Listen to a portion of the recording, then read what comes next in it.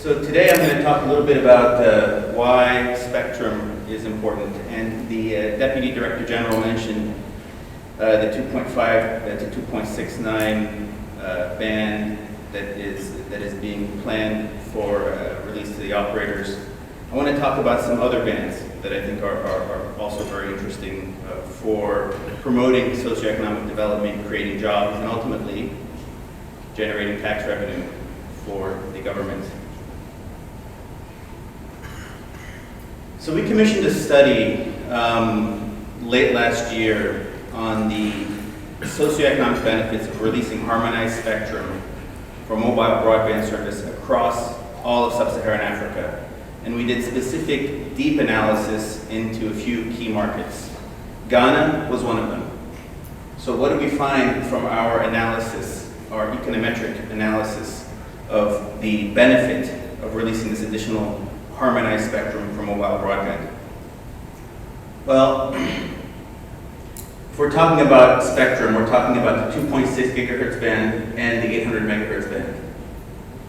And we're talking about releasing that spectrum by 2015. So if we assume that that spectrum is released in a harmonized way by 2015, these are the benefits that Ghana can expect by 2020. So we're talking about an additional 3.6 million mobile broadband subscribers, an additional 12 percentage points in mobile broadband penetration, an additional 1.4 billion CD in GDP in 2020, and an additional 200 million CD in additional tax revenue for the government in 2020. That's an annual number. So here, I thought this might help illustrate the point a little better. What you see here is the total number of mobile broadband connections we expect in Ghana.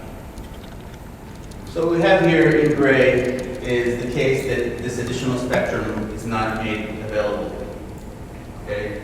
We can see by 2025, about 7 million mobile broadband connections. This is mainly supported on the existing HSPA 3G deployments at 2.1 gigahertz.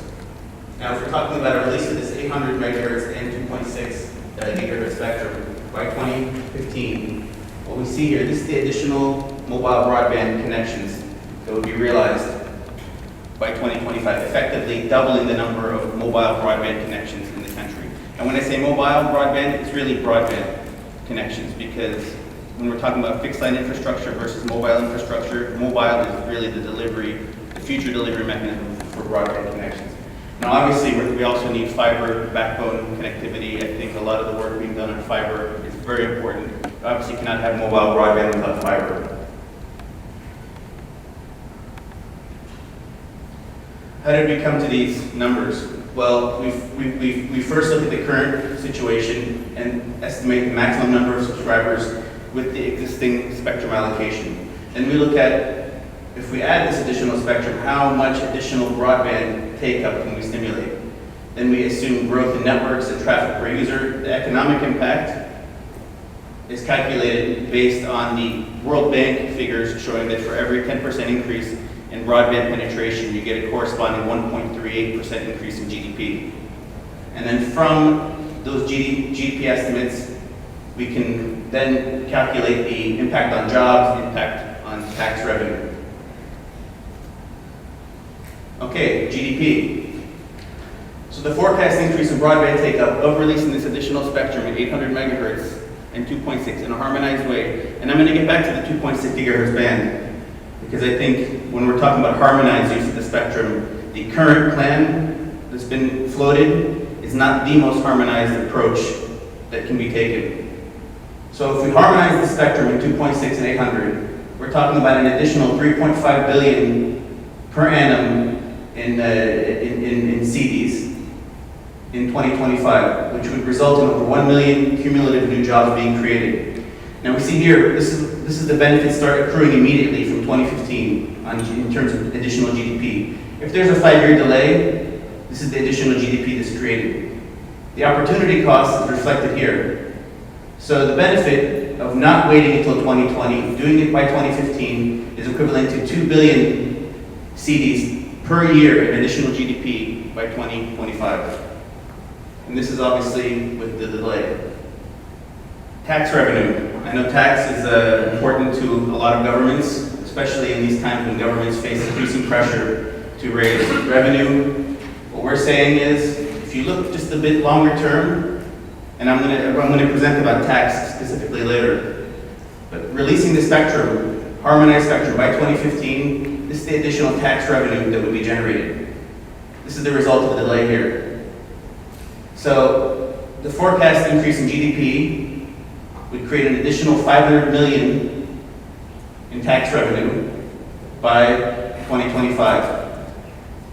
A 5-year delay would bring this down to about 220 million in additional tax revenue. So this is additional annual tax revenue of 280 million that you get from releasing in 2015 versus waiting to 2020. But the total tax revenue increase per year by 2025 would be about $500 million CD per year. Now, when it comes to releasing spectrum, the licenses, the terms that spectrum is released on and used are very important. Our research has shown that there are some general best practices that governments, that regulators should try to adhere to increase the investment, to increase the penetration of mobile services, and ultimately to benefit the socioeconomic development of the countries. So number one, as I've been saying in the past slides, free up spectrum to meet growing demand, reallocate underused spectrum bands. In this case, we're talking about the 700 and 800 megahertz, which is currently used for analog television. By 2015, this analog television will be migrated to digital, and those bands will be free for mobile broadband. And this is going to have a revolutionary impact on mobile broadband connectivity. And this is one thing that I think Ghana is really showing a lot of leadership in the region. Ghana is consistently ahead of other countries in terms of the planning for analog to digital transition. Also, it's important to publish a roadmap of spectrum release, planned spectrum release, so that the industry has some insight into future investment needs and the kind of spectrum that would be made available gives it confidence to invest. Harmonized spectrum according to international agreements. Now, this is where I'd like to come back to the 2.6 gigahertz band, because from my understanding, the plan that's currently in place is to use I believe it's ITU option 3, which is more TDD arranged for the 2.6 gigahertz band. Our preference as an industry, and in this case I'm speaking for 800 mobile operators around the world, is ITU option 1, which gives you FDD from 2500 on both sides with TDD in the middle. And the reason I say this is important and this is relevant for Ghana is because this particular band plan, ITU option 1, is going to be used by countries around the world. It is one of the most truly harmonized global band plans. If we're talking about harmonization and you're talking about economies of scale, we're talking about having a $50 device connected using this ITU option 1, or we're talking about a $500 device. So the economies of scale is going to have a meaningful impact on the cost of the devices that will connect, on the ability of people to roam. If your neighboring countries go with ITU option 1, which they likely will, then there will be an inability for Ghanaians to roam with their devices into neighboring countries and use their mobile broadband networks. And it also creates issues in terms of cross-border interference if Ghana is using a particular band plan for this 2.6 and not ITU option 1, which the rest of the world will be using. It'll in effect make Ghana an island on the 2.6 gigahertz band, which is not a benefit to the operators, not a benefit to the government, and not a benefit to the consumers, because the devices will be more expensive and work only in Ghana. We support the promotion of competition to ensure consumer value. I think Ghana with 6 operators is a very healthy and competitive market. We believe that an intervention, increased competition, should only occur if there is a specific market failure, and we believe that there should be a voluntary spectrum trading among operators. We believe government should enable voluntary spectrum trading among operators to maximize efficiency of spectrum use. Creating a framework that supports growth and investment, transparency in terms of spectrum licensing, predictability is, I think, one of the most important components for investors when looking at a particular market, looking at a particular spectrum band. If they're looking at an auction, they want to know that the spectrum that is acquired at auction, that the terms of the license associated with that spectrum will be predictable 5, 10, 15 years down the road. Remove licensing restrictions. In this case, I'm talking about the refarming of spectrum. So for example, 900 megahertz band in Ghana is used for GSM. The licenses that specify it should be used only for GSM create potential problems when the technology exists to deploy 3G in those particular spectrum bands. So I would urge the regulator to look at refarming the 900 megahertz band to allow for neutrality of spectrum licenses. So if operators have the spectrum in those bands to deploy 3G technology alongside with their existing 2G services, that should be encouraged, and ultimately that's going to mean more connectivity for mobile broadband. We generally support market-based methods for allocating spectrum. We think that's generally more efficient. We think license fees should not be excessive, that they should focus more on recovering administrative costs, and that the real benefit to governments comes not from collecting upfront license fees, but from the GDP and growth and jobs that are created from those additional mobile broadband connections. And we want to see fair license terms and conditions, avoid anything that's overly rigid in terms of service obligations. Consider alternative policy approaches to universal access, set license terms that allow for commercial payback.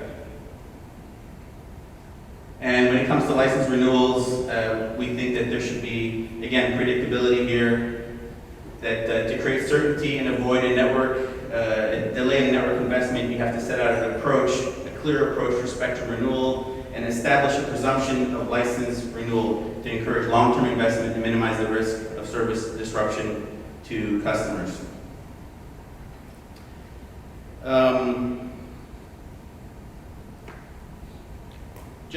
Again, to sum up, in 2010, Wireless Intelligence estimated that there were 17 mobile connections in Ghana, about a 69% mobile penetration. We expect that number to effectively double by 2015 to 30 million mobile connections, taking the country above the 100% mark in mobile penetration. With the additional spectrum that I've been discussing, we'll have 11 million mobile broadband connections by 2020, an additional GDP per year of 1.4 billion cedis by 2020, an additional 930,000 jobs by 2020, and an additional 200 million CD in additional tax revenue per year by 2020. This is why spectrum is important.